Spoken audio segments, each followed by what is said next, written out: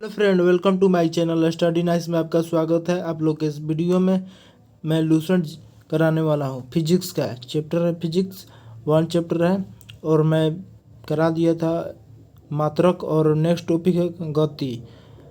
मैं वीडियो इस चलते बना रहा हूँ एक ही वीडियो में नहीं बना रहा हूँ कि वीडियो बहुत लंबा हो जाएगा। इस चलते फ्रेंड मैं वीडियो को छोटा छोटा बना रहा हूँ, तो आप लोग चैनल पर बने रहिएगा। देखिए फ्रेंड, क्या है गति। अदिश राशि, देखिए अदिश राशि बोलते हैं हिंदी में, देखिए इसको बोलते हैं अदिश राशि और इंग्लिश में बोलते हैं इंग्लिश में बोलते हैं इसको स्केलर क्वांटिटी। इसको समझना है। देखिए फ्रेंड, वैसी भौतिक राशि जिनमें केवल परिमाण होता है, दिशा नहीं, उसे अदिश राशि कहते हैं। क्या कहा जाता है? अदिश राशि। इसका थोड़ा एग्जाम्पल देखिए, जैसे द्रव्यमान, चल, आयतन, कार्य, समाज, ऊर्जा आदि, ये सब इसका एग्जाम्पल है, ये सब। और देखिए यहाँ पर नोट है फ्रेंड, नोट में विद्युत धारा, करंट, ताप, टेम्परेचर, दाब, प्रेशर, ये सभी अदिश राशियाँ हैं। ये सभी अदिश राशियाँ हैं। ये सब करंट तथा टेम्परेचर जितना भी देखें, ये सब अदिश राशियाँ हैं। ये आपका तो कंप्लीट हो गया। देखिए फ्रेंड, अब नेक्स्ट है अगला सदिश राशि। इसको इंग्लिश में बोलते हैं वेक्टर क्वांटिटी। क्या बोलते हैं? Vector quantity. देखिए मैं इसको कराता हूँ। वैसी भौतिक राशि जिनमें परिमाण के साथ साथ दिशा भी रहती है और जो योग के निश्चित नियमों के अनुसार जोड़ी जाती है, उन्हें सदिश राशि कहते हैं। क्या कहते हैं? सदिश राशि कहते हैं। और देखिए इसका एग्जाम्पल है वेग, विस्थापन, बल, त्वरण आदि, ये सब सारे एग्जाम्पल हैं। इसको ध्यान से रखिएगा। और अगला है दूरी। दूरी डिस्टेंस बोलते हैं इंग्लिश में और हिंदी में बोलते हैं दूरी। देखिए फ्रेंड, किसी दिए गए सामान्य अंतराल में वस्तु द्वारा तय किए गए मार्ग की लंबाई को दूरी कहते हैं। क्या कहते हैं? दूरी कहते हैं। यह एक अदिश राशि है। कौन राशि है पूछिएगा? अदिश राशि है। यह सदैव धनात्मक पॉजिटिव होती है। क्या होती है? पॉजिटिव होती है, प्लस भी ई। इसको ध्यान से आप लोग याद रखिएगा फ्रेंड। अगला है विस्थापन। डिस्प्लेसमेंट बोलते हैं इंग्लिश में और हिंदी में विस्थापन बोलते हैं। देखिए इसको कराता हूँ। एक निश्चित दिशा में दो बिंदुओं के बीच की लंबवत न्यूनतम दूरी को विस्थापन कहते हैं। क्या कहते हैं? दूरी को विस्थापन कहते हैं। यह एक सदिश राशि है। कौन राशि है? सदिश राशि है। इसका एसआई मात्रक मीटर है। क्या है? मीटर। देखिए एसआई मात्रक मीटर है। इसको याद रखिएगा फ्रेंड। और देखिए यहाँ पर विस्थापन धनात्मक, ऋणात्मक और शून्य कुछ भी हो सकता है। यहाँ पर शून्य कुछ भी हो सकता है। देखिए यहाँ पर बोल दिया है कुछ भी हो सकता है। अगला है चाल। स्पीड बोलते हैं इंग्लिश में और हिंदी में बोलते हैं चाल। देखिए फ्रेंड, किसी वस्तु द्वारा प्रति सेकंड तय की गई दूरी को चाल कहते हैं। क्या कहते हैं? दूरी को हम लोग चाल कहते हैं। अर्थात चाल इक्वल टू दूरी बाई समय। क्या है? दूरी बाई समय। यह एक अदिश राशि है। कौन राशि? अदिश राशि। याद रखिएगा, अदिश राशि बोलते हैं। और इसका एसआई मात्रक है जो मीटर पर सेकंड है। क्या है? मीटर पर सेकंड है। इसको ध्यान से याद रखिएगा फ्रेंड। नेक्स्ट है वेलोसिटी। वेग, हिंदी में बोलते हैं वेग और इंग्लिश में बोलते हैं वेलोसिटी। देखिए फ्रेंड, किसी वस्तु के विस्थापन की दौड़ को या एक निश्चित दिशा में प्रति सेकंड वस्तु द्वारा तय की गई दूरी को वेग कहते हैं। यह एक सदिश राशि है। इसका एसआई मात्रक मीटर पर सेकंड है। क्या है? मीटर पर सेकंड है। और देखिए फ्रेंड, इसको बोलते हैं एसिलेशन इंग्लिश में और हिंदी में बोलते हैं त्वरण। इसको याद रखिएगा। हिंदी में बहुत लोग कंफ्यूज हो जाते हैं। देखिए किसी वस्तु के वेग में परिवर्तन की दर को त्वरण कहते हैं। क्या कहते हैं? त्वरण कहते हैं। यह एक सदिश राशि है। इसका एसआई मात्रक मीटर पर सेकंड स्क्वायर है। क्या है? मीटर पर सेकंड स्क्वायर है। देखिए, यदि समय के साथ वस्तु का वेग घटता है तो त्वरण ऋणात्मक होता है। क्या होता है? त्वरण ऋणात्मक होता है, जिसे मंदन मंदन को कहते हैं, रिटार्डेशन कहते हैं। क्या कहते हैं? रिटार्डेशन को ही मंदन कहते हैं इंग्लिश में। और देखिए फ्रेंड यहाँ पर है, नेक्स्ट है प्रक्षेप्य गति, प्रोजेक्टाइल मोशन। इसको इंग्लिश में बोलते हैं प्रोजेक्टाइल और हिंदी में बोलते हैं प्रक्षेप्य गति।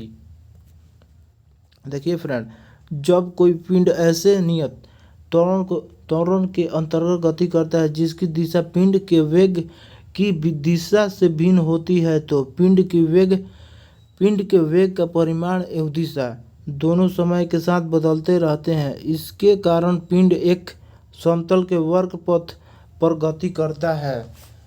इस गति को प्रक्षेप्य गति कहते हैं और वक्र पथ को प्रक्षेप पथ।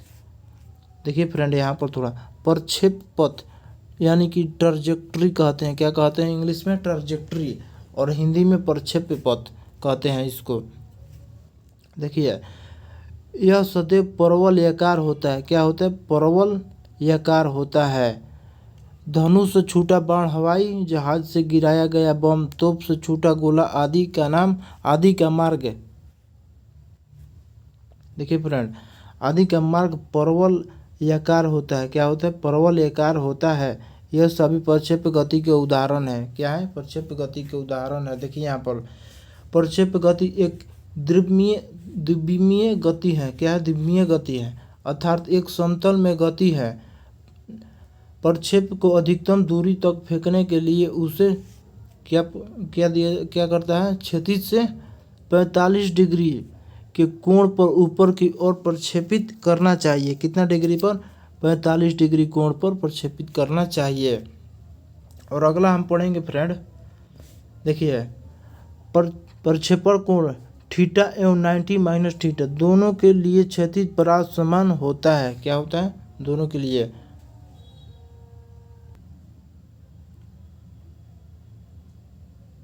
देखिए यहाँ पर प्रक्षेपण कोण थीटा एवं 90 माइनस थीटा दोनों के लिए क्षैतिज परास समान होता है। प्रक्षेप पथ के उच्चतम बिंदु पर वेग एवं त्वरण के बीच 90 डिग्री का कोण बनता है। कितना डिग्री का? 90 डिग्री का कोण बनता है। नेक्स्ट है वृत्तीय गति, सर्कुलर मोशन। हिंदी में बोलते हैं सर्कुलर मोशन, हिंदी में वृत्तीय गति। गोलाकार है। जब कोई वस्तु किसी वृत्ताकार मार्ग पर गति करती है तो उसकी गति के वृत्तीय गति कहते हैं।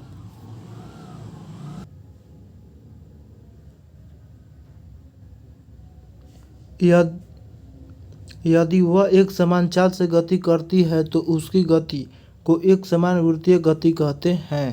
वृत्तीय गति की त्वरित गति होती है क्योंकि वेग की दिशा प्रत्येक बिंदु पर बदल जाती है। डोरी से बंधे हुए एक पत्थर को तेजी से वृत्त में घुमाया जाता है और घुमाने के समय डोरी टूट जाने पर पत्थर स्पर्श रैखिकतः उड़ जाता है। और अगला है, देखिए कोणीय वेग को बोलते हैं एंगुलर वेलोसिटी। क्या बोलते हैं इंग्लिश में? Angular velocity. ये आपको ध्यान से याद रखिएगा। देखिए फ्रेंड, इंग्लिश वाला और हिंदी वाला इसको याद रखिएगा ध्यान से। वृत्ताकार मार्ग पर गतिशील कण को वृत्त के केंद्र से मिलाने वाली रेखा को एक सेकंड में जितने कोण से घूम जाती है उस कण को कोणीय वेग कहते हैं। क्या कहते हैं? कोणीय वेग कहते हैं। इस प्राय ओमेगा से प्रकट किया जाता है, अर्थात omega equal to theta by time है। और देखिए यदि कण एक सेकंड में n चक्कर लगाता है तो ओमेगा इक्वल टू 2πn, क्योंकि एक चक्कर में कण 2π 360 डिग्री रेडियन से घूम जाती है। क्या होती है? घूम जाती है। यहाँ पर देखिए घूम जाती है। और अब यदि वृत्ताकार मार्ग की त्रिज्या r है और कण एक सेकंड में n चक्कर लगाता है तो उसके द्वारा एक सेकंड में चली गई दूरी इक्वल टू वृत्त की परिधि into n equal to 2πrn। यही उसकी रेखीय चाल लीनियर स्पीड होगी। क्या होगी? लीनियर स्पीड होगी, अर्थात v इक्वल टू 2πrn। और चूंकि v equal to 2πrn into r equal to omega into r, और यहाँ पर देखिए चूंकि ओमेगा इक्वल टू 2πrn, है। और यहाँ पर देखिए रेखीय चाल इक्वल टू कोणीय चाल इंटू त्रिज्या है। त्रिज्या है क्या है? कोणीय चाल इंटू त्रिज्या।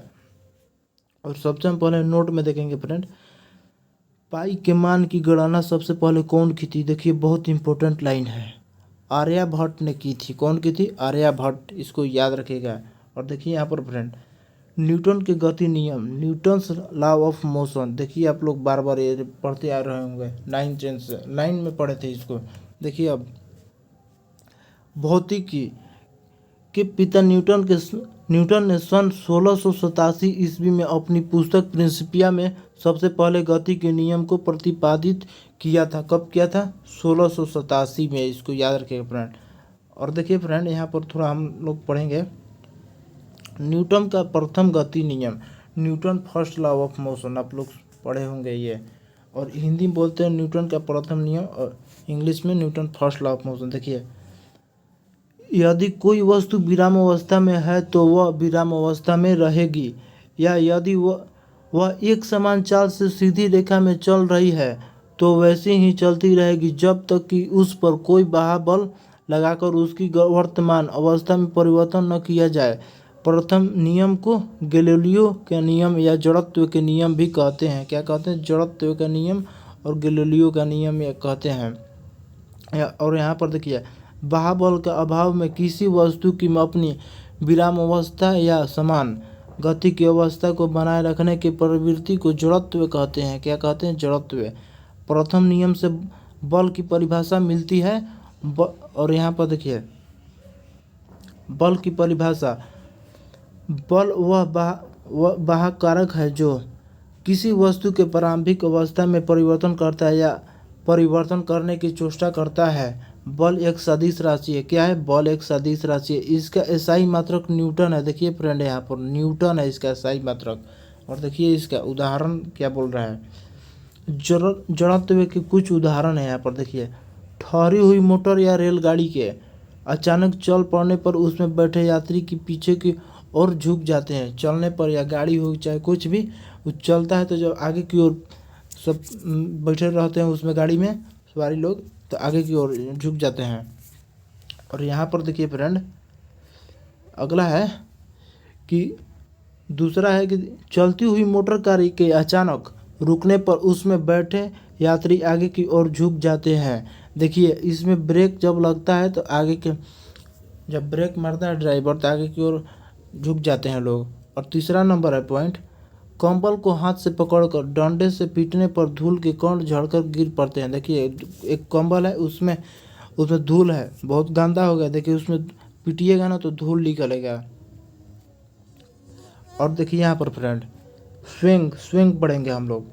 स्विंग को बोलते हैं मोमेंटम बोलते हैं इंग्लिश में। देखिए इसको, किसी वस्तु के द्रव्यमान तथा वेग के गुणनफल को उस वस्तु को स्विंग कहते हैं, अर्थात स्विंग इक्वल टू वेग इंटू द्रव्यमान। यह एक सदिश राशि है। कौन राशि है? सदिश राशि है। इसका एसआई मात्रक किलोग्राम इंटू मीटर पर सेकेंड है। क्या है? मात्रक किलोग्राम इंटू मीटर पर सेकेंड है, याद रखिएगा, ये इंपॉर्टेंट लाइन था। नेक्स्ट है फ्रेंड देखिए यहाँ पर न्यूटन के द्वितीय गति नियम, Newton second law of motion. देखिए किसी वस्तु को स्वयं में परिवर्तन की दर उस वस्तु पर आरोपित बल के समानुपाती होता है। वह स्वयं परिवर्तन बल की दिशा में होता है।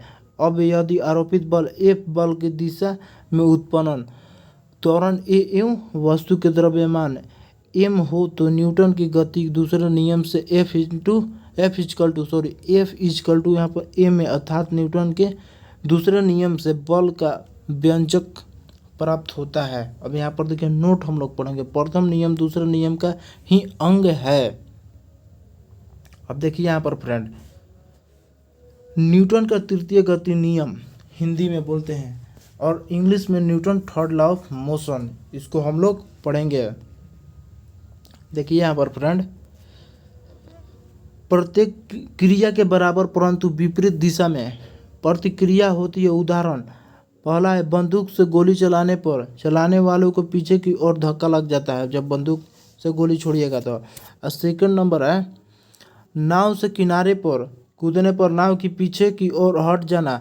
तीसरा है रॉकेट की उड़ाने में स्वयं संरक्षण का सिद्धांत। यदि कणों के किसी समूह या निकाय पर कोई बाह्य बल नहीं लगा रहा हो तो उस निकाय का कुल स्वयं नियत रहता है, अर्थात टक्कर के पहले और बाद का स्वयं बराबर होता है। और नेक्स्ट हम लोग पढ़ेंगे आवेग, इम्पल्स। क्या पढ़ेंगे? इम्पल्स। जब कोई बड़ा बल किसी वस्तु पर थोड़े समय के लिए कार्य करता है तो बल तथा समय अंतराल के गुणनफल को उस बल का आवेग कहते हैं। क्या कहते हैं? बल का आवेग कहते हैं। आवेग इक्वल टू बल इंटू समय अंतराल इक्वल टू स्वयं में परिवर्तन। आवेग एक सदिश राशि है। कौन राशि? सदिश राशि, जिसका मात्रक न्यूटन सेकंड है, NS है, तथा इसकी दिशा वही होती है जो बल की होती है। इसको याद रखिएगा फ्रेंड। अब हम लोग नेक्स्ट पढ़ेंगे अभिकेंद्रीय बल, सेंट्रीपिटल फोर्स। इंग्लिश में बोलते हैं सेंट्रीपिटल और हिंदी में अभिकेंद्रीय बल। इसको ध्यान से देखिएगा। जब कोई वस्तु किसी वृत्ताकार मार्ग पर चलती है तो उस पर एक बल वृत्त के केंद्र की ओर कार्य करता है। इस बल को ही अभिकेंद्रीय बल कहते हैं। इस बल के अभाव में वस्तु वृत्ताकार मार्ग पर नहीं चल सकती है। यदि कोई m द्रव्यमान का पिंड v चाल से r त्रिज्या के वृत्तीय मार्ग पर चल रहा है तो उस पर कार्यकारी वृत्त के केंद्र की ओर आवश्यक अभिकेंद्रीय बल F इक्वल टू mv²/r होता है। कितना होता है? F इक्वल टू mv²/r होता है। इसको ध्यान से याद रखिएगा। अब हम लोग पढ़ेंगे अपकेंद्रीय बल। क्या पढ़ेंगे? अपकेंद्रीय बल। इंग्लिश में बोलते हैं सेंट्रीफ्यूगल फोर्स। क्या बोलते हैं? Centrifugal force. और देखिए फ्रेंड, यहाँ पर है अजड़त्वीय फ्रेम, नॉन इनर्शियल फ्रेम में न्यूटन के नियमों के लागू करने के लिए कुछ ऐसे बलों की कल्पना करनी होती है जिन्हें परिवेश में किसी पिंड से संबंधित नहीं किया जा सकता है। बल छद्म बल या जड़त्वीय बल कहते हैं। अपकेंद्रीय बल एक ऐसा ही जड़त्वीय बल है या छद्म बल है। इसकी दिशा अभिकेंद्रीय बल के विपरीत दिशा में होती है। कपड़ा सुखाने की मशीन, दूध से मक्खन निकालने की मशीन आदि अपकेंद्रीय बल के सिद्धांत पर कार्य करती है। अब थोड़ा हम लोग नोट पढ़ लेंगे इसका। वृत्तीय पथ पर गतिमान वस्तु पर कार्य करने वाले अभिकेंद्रीय बल की प्रतिक्रिया होती है, जैसे मौत के कुएं में कुएं की दीवार मोटरसाइकिल पर अंदर की ओर क्रिया बल लगाती है, जबकि इसकी प्रतिक्रिया बल मोटरसाइकिल द्वारा कुएं की दीवार पर बाहर की ओर कार्य करता है। कभी कभी बाहर की ओर कार्य करने वाले इस प्रतिक्रिया बल को भ्रमवश अपकेंद्रीय बल कह दिया जाता है, बिल्कुल, जो कि बिल्कुल गलत है। क्या कहा जाता है? भ्रमवश अपकेंद्रीय, जो कि बिल्कुल गलत है। इसको याद रखिएगा फ्रेंड। और नेक्स्ट फ्रेंड हम लोग पढ़ेंगे बल आघूर्ण, मोमेंट ऑफ फोर्स। क्या पढ़ेंगे? Moment of force. देखिए पढ़ेंगे हम लोग, बल द्वारा एक पिंड को एक अक्ष के पारित घुमाने की प्रवृत्ति को बल आघूर्ण कहते हैं। किसी अक्ष के परित एक बल का बल आघूर्ण उस बल के परिमाण तथा अक्ष से बल की क्रिया रेखा के बीच की लंबवत दूरी के गुणनफल के बराबर होता है, अर्थात बल माइनस देखिए यहाँ पर माइनस नहीं, आघूर्ण T इक्वल टू बल इंटू आघूर्ण भुजा। यह एक सदिश राशि है। क्या है? सदिश राशि है। यहाँ पर देखिए इसका मात्रक न्यूटन मीटर होता है। क्या होता है? न्यूटन मीटर होता है।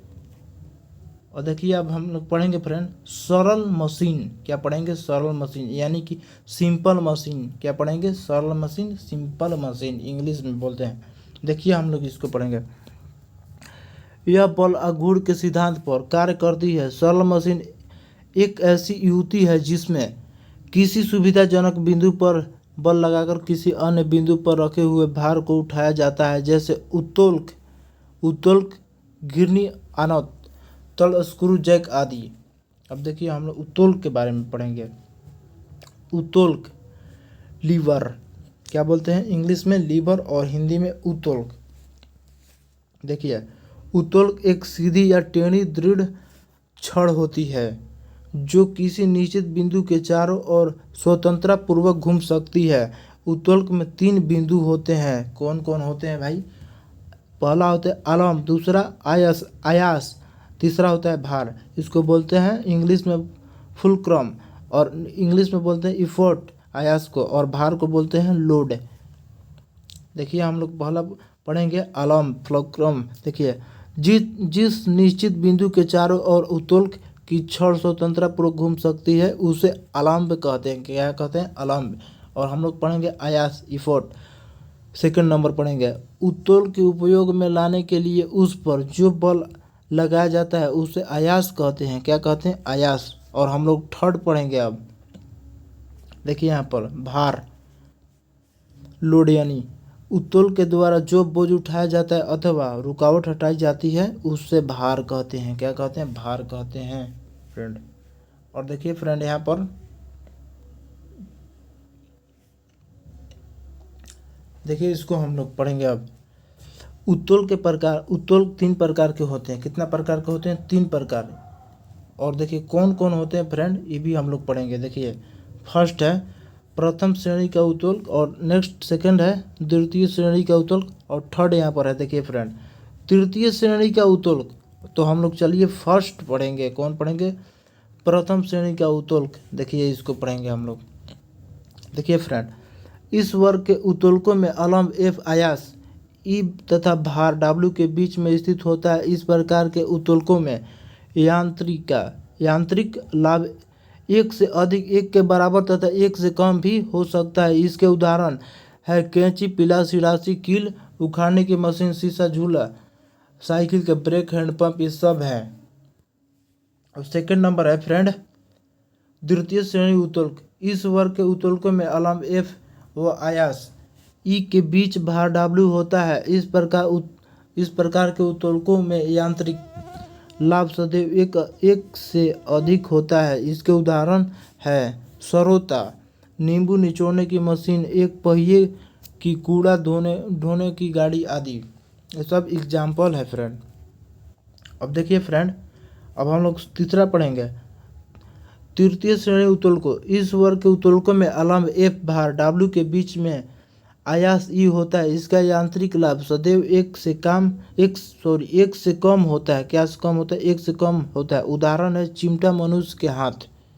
इसका एग्जाम्पल है चिमटा, मनुष्य के हाथ। और नेक्स्ट है फ्रेंड गुरुत्व केंद्र, यानी इंग्लिश में सेंटर ऑफ ग्रेविटी इंग्लिश में। और देखिए इसको मैं पढ़ाऊंगा।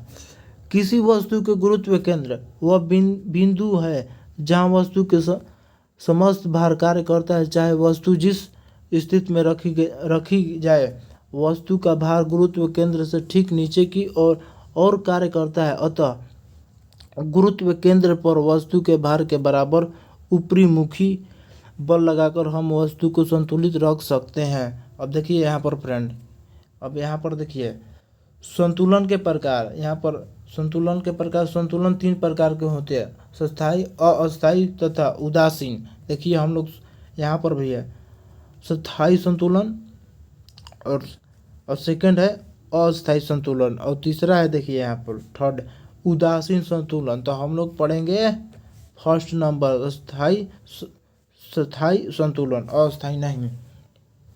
स्थायी संतुलन क्या है? देखिए स्टेबल इक्विलिब्रियम इंग्लिश में बोलते हैं। यदि किसी वस्तु को उसकी संतुलन स्थिति से थोड़ा विस्थापित किया जाए और बल हटाते हुए पुनः वह पूर्व स्थिति में आ जाए तो ऐसी संतुलन को स्थायी संतुलन कहते हैं। क्या कहते हैं? स्थायी संतुलन। और देखिए अब सेकंड नंबर है अस्थायी संतुलन, यानी कि अनस्टेबल इक्विलिब्रियम, इसको इंग्लिश में बोलते हैं।